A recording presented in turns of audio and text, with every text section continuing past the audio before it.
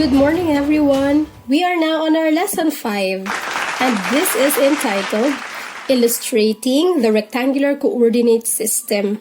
And this is one of the easiest lessons in grade 8. Okay, let's go directly to our lesson. The rectangular coordinate system has other names. It is also known as the XY plane, and the other name is the Cartesian coordinate plane. So you can call it in any way you want. Rectangular coordinate plane, rectangular coordinate system, XY plane, Cartesian coordinate plane. And it looks like this. See that? If you can see, this is composed of 4 regions. You start from the left to the right, like a circle. First region, second region, third region, fourth region.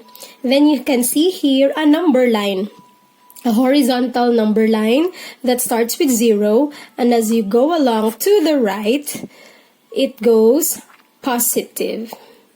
But when you go to the left, the numbers become negative. Also, the other line, number line vertical, as you go up, it goes positive. But if you go down, the numbers become negative. We'll talk more about that later. Okay? Next, this Cartesian coordinate plane, the other look, okay, was first used by the French philosopher and mathematician in the name of René Descartes. Others pronounce it as Descartes because it's a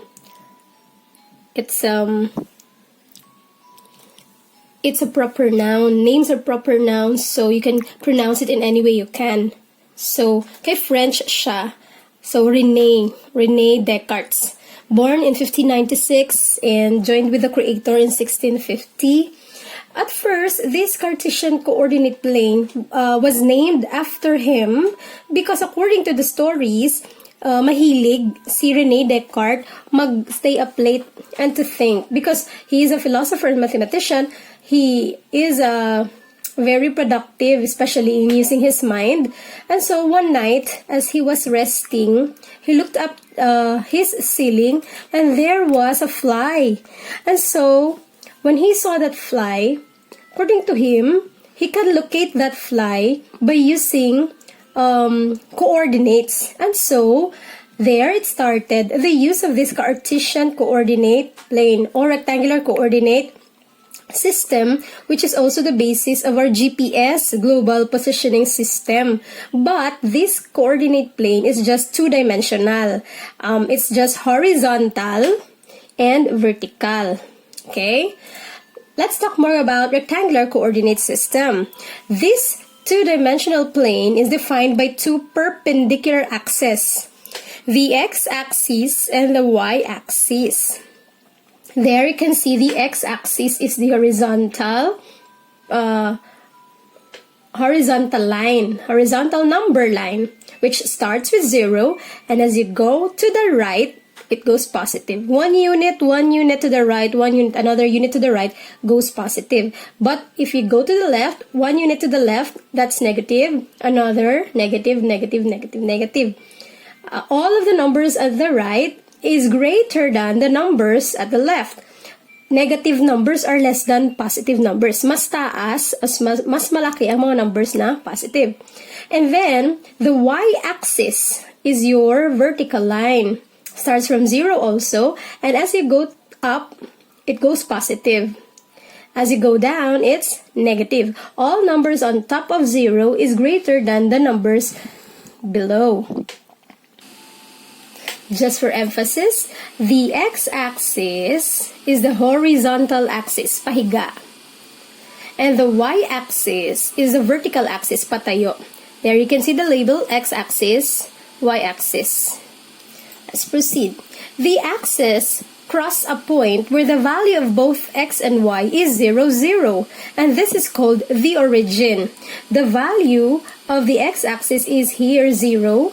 And when you look at the y-axis, the value is also 0. So this is the origin. This is the centermost region. Okay? That's the origin. Also, this rectangular coordinate system has 4 quadrants. What I said a while ago, the region here, 1, represented by Roman numeral number 1, is quadrant 1. As you go to the left, this is quadrant 2. And then as you go to the right, below, it's quadrant 3. To form a circle, this is quadrant 4. All of the points here in quadrant 1 are described in that region. Also, all the points belonging here in this corner is quadrant 2. All the points that belongs here is quadrant 3. And all the points that belong in this region is quadrant 4. The rectangular coordinate system, or the Cartesian coordinate system, is primarily used to find the location of points. Now, I'll teach you on how to locate points. Here is rectangular coordinate system. As I've said, this is quadrant 1, quadrant 2, quadrant 3, and quadrant 4. All of the points that are located in quadrant 1 are all positive. Positive, positive. The first value here is from your x-axis. Take a look at this. The x-axis tells us that all the numbers here are positive. And then, second value here, which is also positive, is from your y-axis. All positive points belong to quadrant 1. Next, for quadrant 2, that's negative, positive. This negative is from your x values. Take a look at that. That's negative 1, negative 2, negative 3, negative 4, negative 5, and so on. That's your negative x. And then, for the positive, that comes from your y. So, all the points that has negative, positive is from quadrant 2. Next, all the points contained here in quadrant 3 are all negative. Negative x values and negative y values. So, if you can see a point where all of the signs are negative, then it's from quadrant 3. And the last is from quadrant 4. That's positive, negative. Positive is your x values. See that? And then the negative is from your y values. So, all points that are positive, negative comes from quadrant 4. A point is a distance from the coordinate axis written as an ordered pair. So you can see this. They are enclosed in a parenthesis. So the point is characterized by a pair of numbers inside a parenthesis, just like this. And the pattern must always be xy, wherein nauna ang x kesa kay y. So titingnan mo una ang value sa x-axis and then the y-axis. Like that, we have this point. A point is represented by a dot. Take a look at the blue dot. That's our point. Another point, and another point. And to name these points, we use capital letter. Let me just read. A point is symbolized by a dot in the xy plane and is named using a capital letter. So let's name this point as point A. Another point, point B, point C, and point D. Now, let's identify the coordinate of point A. As an example, or examples A, B, C, D. Identify the coordinates and the quadrant. First, point A. Take a look at point A. Here is point A. Here is the dot or the point. Take a look at the x-axis because we have said that in naming a point, it should be an ordered pair, and so we must look at the x-axis first. In what number is point A aligned at the x-axis? Here is your x-axis. And so we can see it's along the 3, value of 3. So our x must be 3. How about in the y-axis? Take a look at the y-axis. Definitely, it's not negative because the point is there. And so, the in or where is it aligned? In the y-axis, this point A is aligned at 2. In x, it's 3. And in y, it's 2. Therefore, point A is in the intersection of 3 in the x and 2 with y. So the the coordinate of this point is 3, 2. 3 in the x-axis and 2 in the y-axis. Next, in what quadrant does point A belong? We can say it's all positive, so it's definitely in quadrant 1. Next, let's go to point B. Here is the point, the dot, as a symbol of point B. In the x-axis, it's in the -1. How about in the y-axis? Take a look at the y-axis. It's in +1. And so, the intersection of -1 in the x-axis and +1 in the y-axis will be the coordinates of point B. And that is -1, 1. Let's check. -1, 1. In what quadrant does point B belong? It's quadrant 2.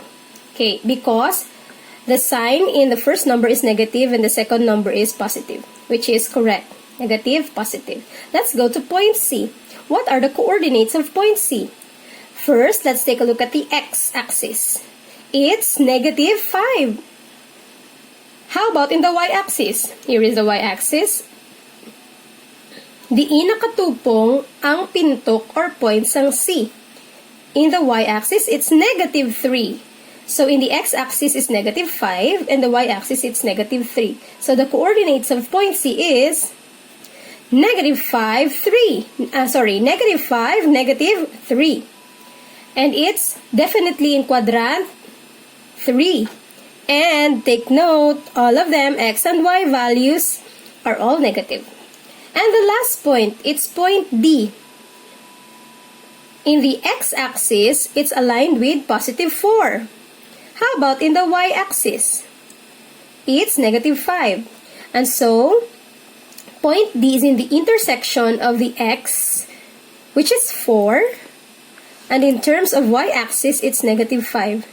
And so, the coordinates are +4, -5. Let's check. +4, -5. That's correct.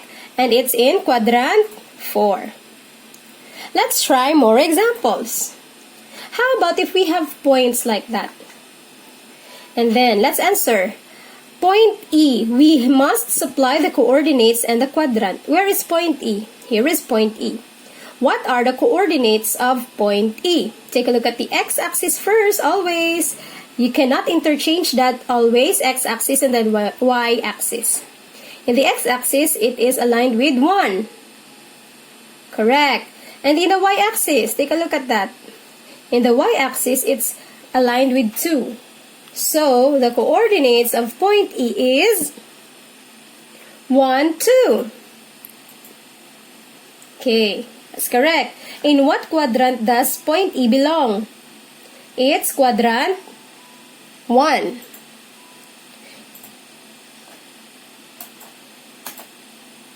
Okay, even if we do not have a title here, quadrant, we know that the coordinates are all positive, and all positive x and y's are belonging to quadrant 1. Next is point F. What are the coordinates of point F? Here is point F. The coordinates of our point F is here. It's -4.1 because it is aligned. It's -4 and 1.5. In the x value, it is aligned with -4. Yes. And in the y, it's in between 1 and 2. And so, it is 1.5. Again, the x value for point F is -4. And for the y, take a look at the y-axis, it's in between 1 and 2. So, it's 1.5. We have -4 and 1.5. In what quadrant does point F belong? And so, it's in quadrant 2. Then, for G, G has coordinates 2, 0 because the x values where G is located, the point G is located at 2. But when it comes to Y, it is aligned with 0. But how about the quadrant? Point G is neither located in quadrant 1 or quadrant 4. It is just along the x-axis, and so our quadrant there must be along the x-axis. Let's go to H. Here is point H. What is the value of the x in the x-axis? It's 0. How about y-axis? It's still 0. It is in the centermost. And so, the value of x and y are both zeros. The coordinates are 0, 0. But in what quadrant does point H belong? It's neither 1, 2, 3, or 4, or both of them are along the x-axis and y-axis. And so let us just describe it as the origin. It's the only one that's called the origin when the x and y values are both 0. How about I? Here is point I. What is the x value? Take a look at x-axis. It's aligned with 0. And how about y-axis? Good show. So y-axis, it's on 5. And so, in the x-axis, it's 0.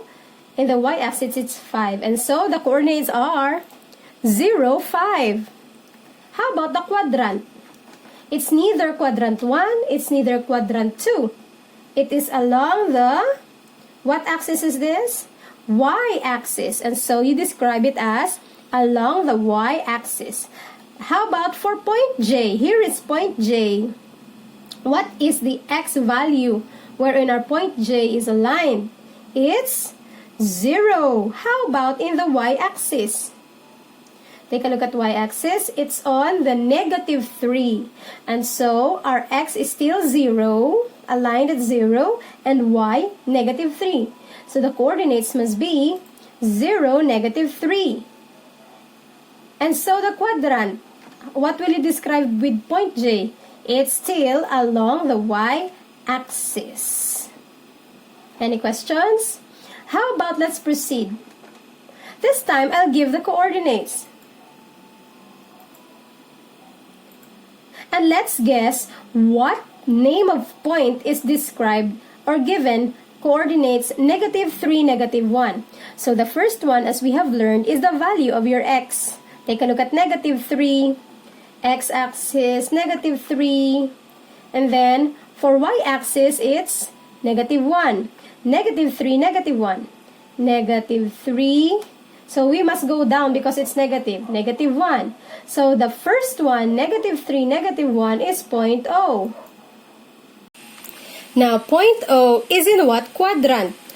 Take note of the signs of the coordinates. It's all negative. And so, quadrant O is in quadrant 3. Next, we have coordinates 0, negative 4, x and y values. X value is 0. Here is 0. And negative 4 for y. So we will not go up but go down because it's negative. 1, 2, 3, 4. Is there any point there which is given the signs of our coordinates in point O, they are all negative, then we can say that point O is in quadrant 3. Next, how about negative 4, 0? The x value is negative 4 and the y value is 0. First, let's go to the x-axis, negative 4. Here is negative 4. And your y, which is 0. You do not change your location. All you need is to stay because here is y, which is 0. So here is the point of negative 4, 0. And that is named as point N. And so the answer is point N. Now, in what quadrant does point N belong? It does not belong to any quadrant, but is along what axis? It's along the x-axis. Last, we have coordinates 5, negative 1. The x value is 5 and the y value is negative 1. Let's go to the x-axis. 5. X-axis, where is 5? Here is 5. And then negative 1. Let's go down 1 because it's negative. And here we have a point which is named M. And so point M has coordinates 5, negative 1. In what quadrant does point M belong? With positive and negative sign for the coordinates. It belongs to the quadrant 4. There are many arcs out of these coordinates, and we call this as coordinates. Let me give you some examples. There. Using your graphing papers, rulers, pencils or ball pens, and if you can just make fun with your coordinates, you can make figures and arts just like this SpongeBob artwork.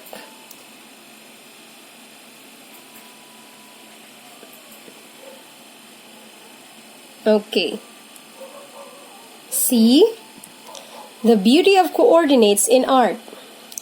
Also, take note for emphasis, if you are going to have your rectangular coordinate system in the graphing paper, make sure that you are aligned with your green line. Not in between the two green lines, but in the green line. For your x-axis, take note, and your y-axis. Also, when you label, make sure it is aligned with these lines. That's for your example. This is a very good example because this is clean. The labels are inside and are aligned with each grid. Okay. How about this one? Let's plot the following points, connect them according to order, and discover an art made from coordinates. I have here a set of your points. Let's plot point A with coordinates 2, 0. Take a look at the x value, 2, and then 0. So you do not change position. Stay there. This is point A. There's your 2, 0. Let's name this as point A. Okay. How about point B? That's 4, 2. X value is 4. And then 2 for your y-axis. From the 4, let's move 2 points up because it's positive. 1, 2. So here is your point B. Then let's name it point B. Next, how about point C? 1, 2. X is 1 and Y is 2. Let's go to X value 1 here and 2 units up. 1, 2. So here is the intersection of your 1 in the X value and 2 for the Y value. This is your point C. Next, point D. 0, 4. 0 for X and 4 for Y. Here is your 0 for X and 4 units up. Here is the intersection of 0, 4. This is your point D. Next, point E is negative 1 and 2. X is negative 1 and 2 for Y. Let's go to X value, negative 1. And 2 units up. 1, 2. Here is your point E. Label it with capital letter E. Next, let's go to point F with negative 4 and 2. X is negative 4 and 2 for Y. Take a look at x-axis. Where is negative 4? Here is negative 4. And 2 units up, kay positive, we have from negative 4, 1, 2. And so here is the intersection of negative 4 and positive 2. Let's label it as point G. It's point F. Next, let's go to point G. That's negative 2 and 0. X is negative 2 and 0 for Y. Let's go to X-axis. Where is negative 2? Here is negative 2. And then 0 for Y. We do not change location because this is 0 for Y. And so let's stay here. That's point G. Next, let's go to negative 3.5 and negative 4, which is point H. Take a look at negative 3.5 for x, negative 3.5 in the middle of negative 3 and negative 4. And so let's go down because it's negative 4. 1, 2, 3, 4. So that's your point H. Second to the last. I, 0, negative 2. X is 0 and y is negative 2. Let's go to the x-axis 0 and negative 2 for y. 2 units down. Here is your point I. And the last, that's point J. That's 3.5 and negative 4. The x value is 3.5 and y is negative 4. X-axis 3 and 3.5 in the middle of 4 here, and then 4 units down. Correct. That's J. Let's connect them according to order. Let's start with A to B, C to D, D to E, E to F, F to G, G to H, H to I to J, and then J and A will be connected again. Let's draw using your rulers. So, we will make a straight line. There is no curve there because 2 points connected together will form a straight line. B and C. Okay, C to D, D to E. There, E to F, F to G. Then G to H, H to I to J, and last but not the least, you connect J to A. And there, you can form a star.